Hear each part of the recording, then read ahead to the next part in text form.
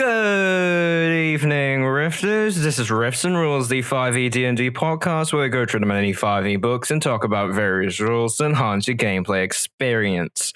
I'm Nathan, the Dungeon Master of Riftwake. And I'm Remy, a player on Riftwake and a Dungeon Master myself. And today we're here to talk to you about evil campaigns. So this is a topic that I'm actually rather enthusiastic about, oddly enough, even though a lot of the time, a lot of DMs frown on the idea of an evil campaign. So before I get into all that, I should probably tell you what I'm actually talking about. So normally, in most D&D games, it is highly encouraged, if not required by the DM, that the characters as the protagonists of the story are the good guys, the heroes. So most D&D games, by an overwhelming majority, are the good guys. But that is not an actual requirement within the rules. In point of fact, the Dungeon Master's Guide explicitly has options for evil characters. So an evil campaign is where, even though the player characters are indeed the protagonists of their own story, it is really easy to make an argument that they are the antagonists of the world at large, or at the very least, the people around them. So, Nathan, why would players want to play an evil campaign? Well, if we were to look at Riftwake, the first arc, to be honest, by the end of the show, many people would consider most of the characters, though a lot of them are quite morally, not really grounded because they all are people.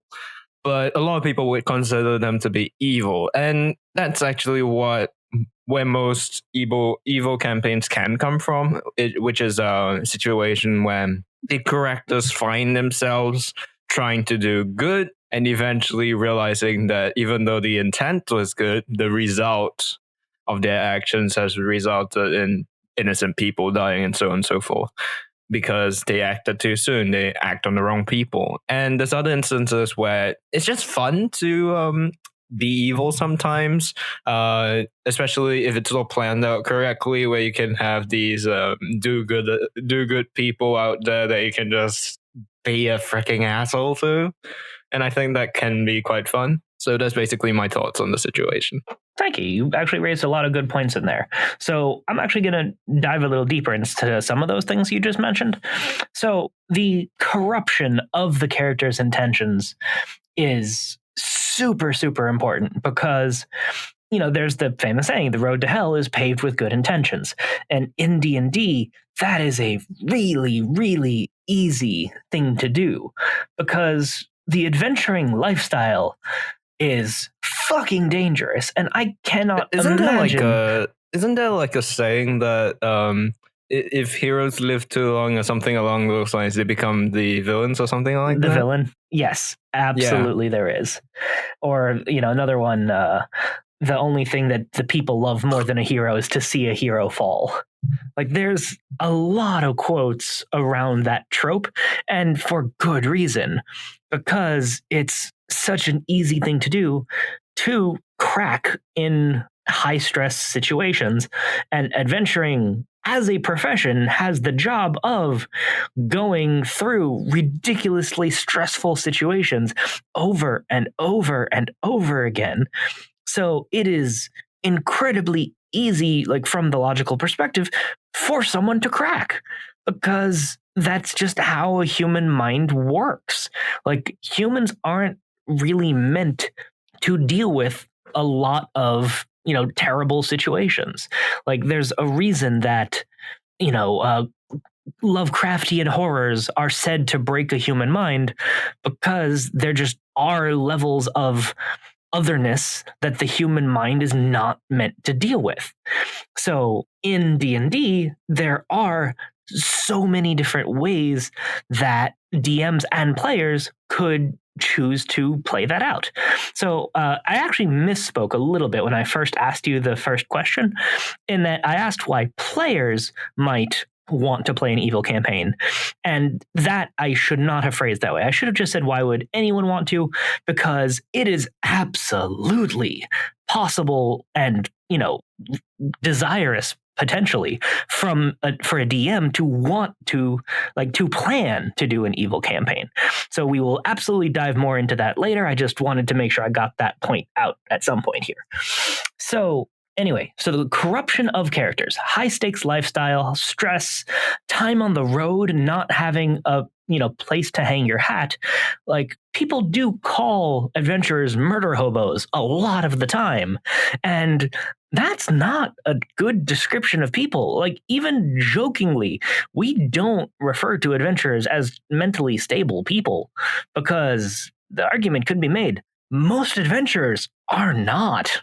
So to actually play that out over the game, instead of starting with the evil campaign, a lot of the time it is a more slow burn where you see the more slow corruption of individuals, where you see, these good-ish people, just normal people to start with, and then you just see life take its toll on them.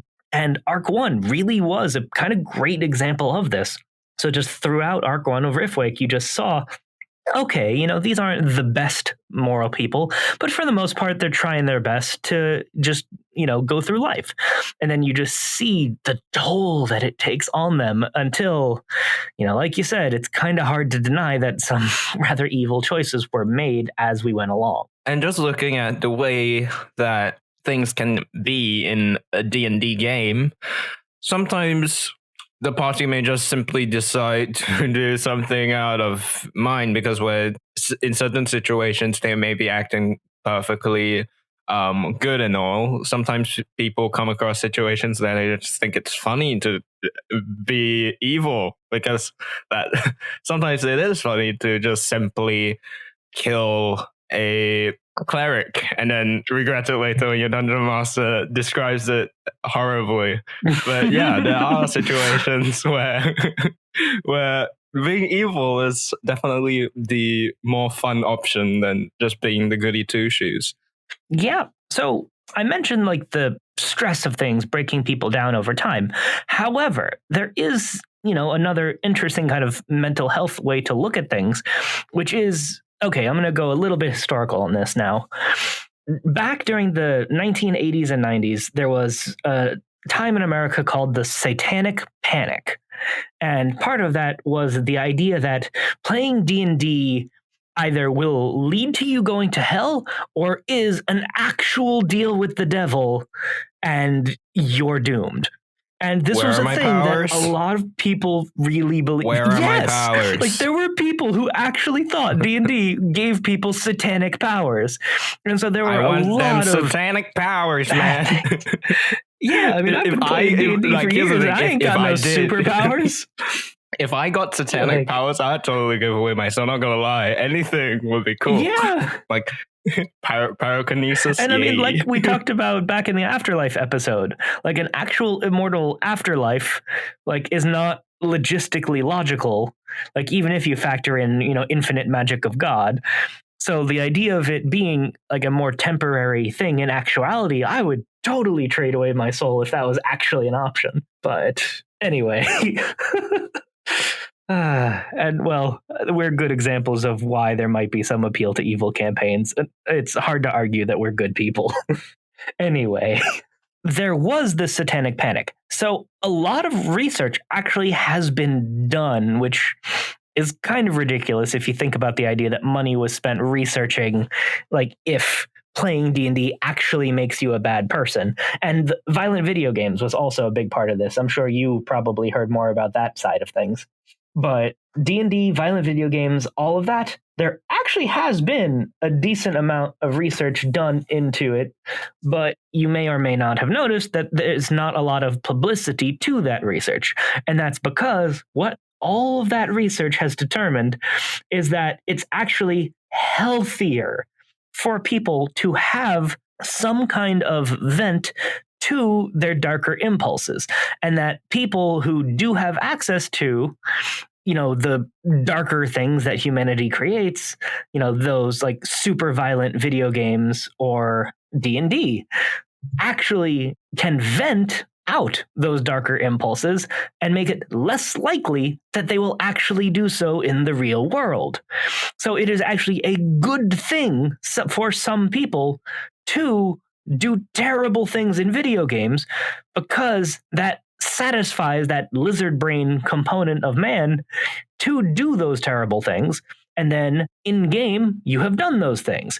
So you have that mental satisfaction and then lose the impulse to actually do so. So unrestricted violent video games can lower crime, and yet you don't hear it. Yeah, I definitely do have to say, like in real life, I'm the kind of person who never... Okay, I don't attack people with anything except for words. So, like, when I play video games, the way I play is I always just rush in to kill whatever's in my way like a freaking idiot. But there's a certain level of... people can understand if it's like... You don't... If you get to do this kind of things in a fictional universe where the people that you kill aren't actually people, it's a lot better to deal with your issues in this way rather than actually reaching the point in real life where you let all these things get to you till you actually enact these things on real people.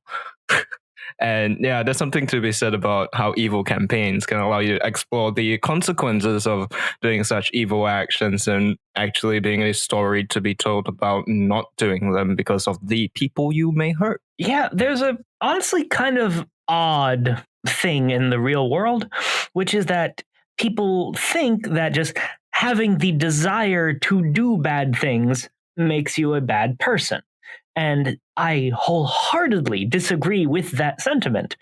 The difference between a good and a bad person is doing bad things. You can think bad things and even imagine bad things. But if you restrain yourself from doing the bad things, then you are not a bad person. And anything that will prevent someone from actually doing a bad deed is a good thing. So the idea of having an evil campaign, if that can stop one person from actually snapping in the real world and doing something bad, is fantastic. So even though there is this really, badly looked upon thing in the real world of just not wanting to play an evil campaign because of that belief that it makes the people who want to do that bad, that's just not correct. So I just really think that people should do an evil campaign if that's something that all the people involved want to do. In the event of just one person wanting to do an evil campaign and everyone else just not thinking that that would be entertaining for them, that is a different circumstance. In the situation where people just don't think it would be fun to go full murder hobo, that's fine. In that situation, then yeah, don't do it. But if everyone in the group is in agreement that this is something that they would be willing to give a shot, then yeah, go nuts with it. Because the fact that there is this negative view on the subject means that it's much less explored at the gaming table. So even people who have played D&D for years and years may not actually have gotten to do this. So they may have always played the hero side of things, but there are other stories to tell. So we actually have been, as a society, getting better lately at the sympathetic villain. So easiest example that comes to mind for me would be Loki in the Avengers. There are people who freaking love Tom Hiddleston, and for good reason. He's a fantastic human being. But the idea of there being sympathy to why the villain is doing what they do, that look behind the scenes to see what is prompting these monstrous actions, is a story to be told. And a D&D evil campaign can give you the avenue of how to do that. So you can play these terrible people, or potentially, you're playing minions of like one of these big evil bad guys, and instead of trying to take him down, you just work for him, and that's just your lives. So actually, with that, let's go ahead and transition over into how to do an evil campaign. So I think that we've adequately covered that there are good reasons to want to do so. So now let's go into the actual how. When it comes down to it, how you can do an evil campaign, I feel like, let's see, if you want to do an evil campaign, what's important to think about before actually starting is think about, first off, who the characters are, what are their motivations, same as any other campaign. But one really fun thing that you can do is it would be very entertaining to put someone who is more traditionally good or evil beside them so that they can compare it and basically bring across the situation where you have the party basically fight someone who is evil and realize that at the end of the day that they are evil too and the person is evil too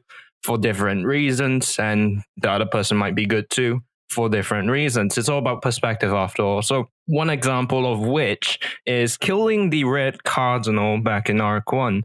That was something that is good because the Red Cardinal was a despicable person, but killing him resulted in the way they did after all, resulted in his daughter, Sabrina, maybe having her life turn towards the worst because of the way they did it. They could have gone through other ways. They didn't need to do it that way, but they did. And at the end of the day, you can say that they were good in killing him, but you can also say that they were evil for killing him. And that's the thing. You really want to put them, the best way I feel like you can do this kind of situation is put them in a situation where you can actually question the morality behind the situation and basically give a certain level of questions to the players involved, where was what I did actually good or evil, and so on and so forth, what the exact morality of the situation was. And that is really fun to do. Indeed. So you started right away with describing the more gray angle of things. So I'm going to tangent it into going the more black and white extreme angles of things. So a question that a DM who wants to run an evil campaign should ask is, how evil are we talking when you say an evil campaign? So there are, as I do so often say, an infinite number of ways. Genocide! Right. So, all right, so let's start on the dark side first then. So if you want, you could totally play a campaign where it is directly the player characters who are trying to end the world. Because reasons, like that obviously is going to be up to you. Maybe someone just wronged them in the past and they just want to watch everything burn. Like maybe they're just the more Joker type who just want to see that happen for shits and giggles. I imagine a game where the reasons why they want to destroy the world are all rather like stupid. It's like, one day I was walking by the road and I was about to cross it. And then I was about to walk across, and someone bumped into me. He made me drop my breakfast. Everyone must die. Exactly. Imagine if the entire party had such stupid, petty reasons for ending the war. That would be amazing. Like the second they come into contact with like these heroes, where it's like, you need to stop what you're doing. At the very least, explain yourselves. After the explanation, the heroes are like, wait, really? Was that it? Was that it? It's hilarious. Jesus. And you can. And just because you are going evil does not mean that you have to go dark with the storyline. Like, as we were just saying, you could absolutely take a comedic bent to evil. Like, there are many, many ways to have, funny bad guys, and you absolutely can take that route. And honestly, that would be a lot of fun to play. Like, I mean, hell, maybe we'll even do something like that for 2.5. Just have a mini game of, comedic evil. Yeah. But we'll talk more about that off mic. But the point being, like, you can go in many different angles. It doesn't have to be, I hate everything and everything must die. Like, you could also just have it be selfish evil, where it could just be, I just want to make or steal enough gold to just live like a king for the rest of my life without actually becoming a king and having to be responsible for shit. Because fuck that. Like, you could have it just be the desire for comfort, or you could just have it be you have one specific enemy that you want to die horribly. So you could be like single focused Avenger, the kind of Sasuke Uchiha kind of thing of just, I will do absolutely fucking anything to make sure that the person I hate dies by my hand, and that I will do anything to make that happen. Like, the single focused bad guy can do a lot of terrible shit along such a path. So hopefully you're getting the idea, as we intend, that there's so many angles of how you can go about an evil campaign. Like, I was just thinking yes. I was just thinking another way that we could take it is just like going straight up with the scheming kind of evil campaign, where you're like this smart ass party that controls things from above, understanding what's going on, tricking their enemies into doing things that they want. I can totally see how that could have been. Yeah. Yeah, so something that D&D also has rules for, but is not often done, is to do the more kind of intrigue style campaign. A lot of D&D is stab your enemy in the face type of encounters. However, you absolutely can have a total political based campaign and have it be like, okay, Game of Thrones, to use another example, there's not a lot of actually good people in that. And there's also not a lot of, magic use directly, not a lot of, excess of political maneuvering. So you could absolutely do D&D in a more Game of Thrones kind of style of having it be, there's all of these tense debates and maneuverings and trying to be that more person in the shadows trying to steer your enemies against each other for whatever your goal is, whether that is political power or wealth or just, access to some kind of mystical artifact of some kind. It's whatever you want it to be. And there is not any one way of how you can do it. That is the beauty of D&D. So, in summary, there are a lot of potential benefits to playing in an evil campaign, and so very many ways of how you can go about it. So go out there and shoot a baby with a crossbow. Thanks for listening to this episode of Riffs and Rules. Please leave us a review and give us 5 stars on iTunes. Also, support us on Patreon at patreon.com/riftwakepodcast. Tiers start as low as $1, and even that much really helps us out. Supporters get benefits such as behind-the-scenes content, early access to episodes, access to the Patreon Discord where you'll be able to chat with the cast, and even a shout-out on the show. Find us on social media on Twitter at riftwakepodcast, on Facebook as riftwake, and on Reddit on the subreddit r/riftwakepodcast. And now, send us an email, riffsandrules@gmail.com. That's riffsandrules@gmail.com. Thanks for listening. Bye.